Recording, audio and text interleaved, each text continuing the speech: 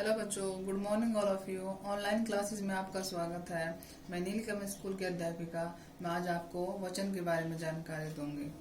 आज हम पढ़ेंगे वचन।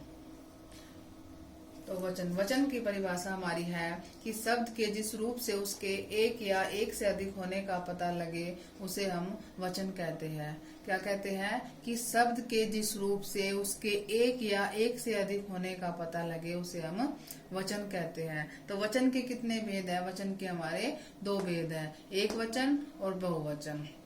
एक वचन और बहुवचन। अब हम एक वचन की परिभाषा करें कि शब्द के जिस रूप से उसके एक होने का पता लगे उसे एक वचन कहते हैं। कि शब्द के जिस रूप से उसके एक होने का पता लगे उसे एक वचन कहते हैं। जैसे आंख, पुस्तक, घोड़ा आदि। उसके बाद है हमारा बहुवचन।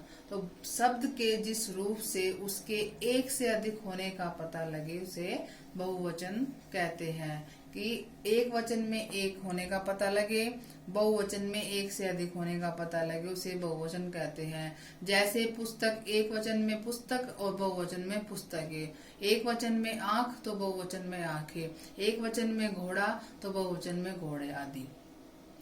अब वचन की जानकारी लेने के लिए हमारी कुछ विशेष बात है। कुछ विशेष बातें ये हैं कि पहले है, हिंदी में कुछ शब्द हमेशा एक वचन में प्रयोग किए जाते हैं। कि हिंदी में कुछ शब्द हमेशा एक वचन में प्रयोग किए जाते हैं। जैसे हमारे धातुओं के नाम है कि सोना, चांदी, पीतल आदि, और पानी, वर्षा, घी आदि। इनका प्रयोग हमेशा एक वचन में करते हैं। जैसे मैं इसका उदाहरण लूं कि आजकल सोना महंगा होता जा रहा है, तो एक वचन में हुआ प्रयोग कि लोहा जंग खा जाता है। उसके बाद है जो हमारी भाववाचक संज्ञाएं होती है वे हमेशा वे भी सदैव एक वचन में ही प्रयोग होती है। कितनी बार क्वेश्चन आता है कि भाववाचक संज्ञाओं का प्रयोग हम किस वचन में करते हैं? एक वचन में करते हैं, बहुवचन में करते हैं, या इनमें से कोई नहीं करते हैं? तो एक भाववाचक संज्ञाओं का प्रयोग हमेशा एक वचन में करते हैं। जैसे कश्मीर की सुंदरता सबको आकर्षित करती है। उदाहरण हमारा बनेगा कि कश्मीर की सुंदरता सबको आकर्षित करती है। उसके बाद है कि जो समूहवाचक शब्द हमारे होते हैं उनका प्रयोग भी एक वचन में किया जाता है। जैसे भारत की सेना। अगर मैं कहूँ तो सेना में एक आदमी तो नहीं होता, सेना में बहुत सारे आदमी होते हैं, लेकिन समूहवाचक शब्दों का प्रयोग भी हमेशा एक वचन में किया जाता है। कि भारत की सेना जो है दुश्मन के छक्के छुड़ाने में सक्षम है। कि भारत की सेना दुश्मन के छक्के छुड़ाने में सक्षम है, तो इसका प्रयोग हम एक वचन में करते हैं। उसके बाद हमारा आता है अगला कि हिंदी में जो कुछ शब्द है वो हमेशा बहुवचन में प्रयोग किए जाते हैं। जैसे होश, बाल, प्राण, आंसू, दर्शन, समाचार पत्र और हस्ताक्षर आदि। तो बच्चों हमारा क्या था ये कि हमेशा बहुवचन रहने वाले शब्द कौन कौन से थे? कि बाल, होश, आंसू, प्राण, दर्शन, समाचार पत्र, हस्ताक्षर और लोग आदि। ये हमारे हमेशा बहुवचन में प्रयोग होने वाले शब्द है। हमारा क्वेश्चन आता है कि हमेशा बहुवचन रहने वाले किन्हीं 5 शब्दों के नाम बताइए। तो इनमें से कोई 5 पूछ ले, 4 पूछ ले तो वो, या कोई 4 ऑप्शन दे दे। 4 ऑप्शन में से 3 कोई और हो और एक ये हो, तो उसमें से पूछ ले कि बहुवचन रहने वाला शब्द निम्न में से कौन सा है। हमेशा बहुवचन रहने वाला शब्द निम्न में से कौन सा है? तो इनमें से कोई एक होगा, बाकी 3 दूसरे हो गए। ठीक है। अगला है हमारा आदर व सम्मान प्रकट करने के लिए भी हम सदा बहुवचन का प्रयोग करते हैं। कि आदर व सम्मान प्रकट करने के लिए भी हम सदा बहुवचन का प्रयोग करते हैं। जैसे अगर मैं कहूँ कि दादाजी घर आ गए। अब दादाजी तो एक है। अब अगर कोई कहे कि दादाजी बहुत सारे तो नहीं है कि आ गए हैं, तो उनको हम आदर सम्मान करने के लिए इसलिए हम दादाजी घर आ गए हैं।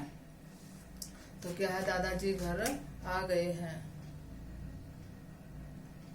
उसके बाद है हमारा कि महान पुरुषों व नारियों, साहित्यकारों, वैज्ञानिकों, कलाकारों, नेताओं आदि के साथ भी हम हमेशा बहुवचन का प्रयोग करते हैं। किन किन के साथ? महान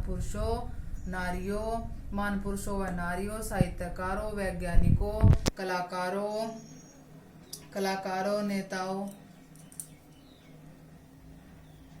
महान पुरुषों व नारियों, साहित्यकारों, वैज्ञानिकों, कलाकारों, नेताओं आदि के साथ भी हम हमेशा किनका प्रयोग करते हैं? बहुवचन का प्रयोग करते हैं। कि जैसे श्री नरेंद्र मोदी जी भारत के प्रधानमंत्री हैं। अब है तो वो नरेंद्र मोदी एक, तो मैं ये तो नहीं कह सकती ना कि नरेंद्र मोदी भारत का प्रधानमंत्री है, तो नहीं, उसको आदर सम्मान मान लो, या ये महान नेता आदमी है, तो इसलिए हम हमेशा इनका बहुवचन का प्रयोग करते हैं। जैसे कि अगला है हमारा, कुछ शब्द एक वचन में बहुवचन में समान रहते हैं। जैसे वृक्ष है, विद्यार्थी है, गेहूं है, चावल है, महाराज, सम्राट आदि, ये हमारे एक वचन और बहुवचन में समान रहेंगे। जैसे मैं एक उदाहरण लूं कि वृक्ष हरा भरा है, जब भी मेरा वृक्ष ही रहेगा हरा भरा है, और वृक्ष हरे भरे हैं, तो क्या चेंज हुआ? वृक्ष ऐसा का ऐसे ही रहा, इस पे कोई प्रभाव नहीं पड़ा, तो ये बहुवचन और एक वचन में हमारा सेम रहेंगे। उसके बाद है हमारा वचन जो परिवर्तन करने के हैं हमारे, हमने वचन परिवर्तन के कुछ नियम बना लिए हैं, और इनके नियम कितने हैं? हमारे 15 नियम हैं। तो वचन परिवर्तन के नियम हम करेंगे। इसका पहला नियम हमारा क्या है कि ए को एक करने से एक वचन शब्द बहुवचन में परिवर्तित हो जाते हैं।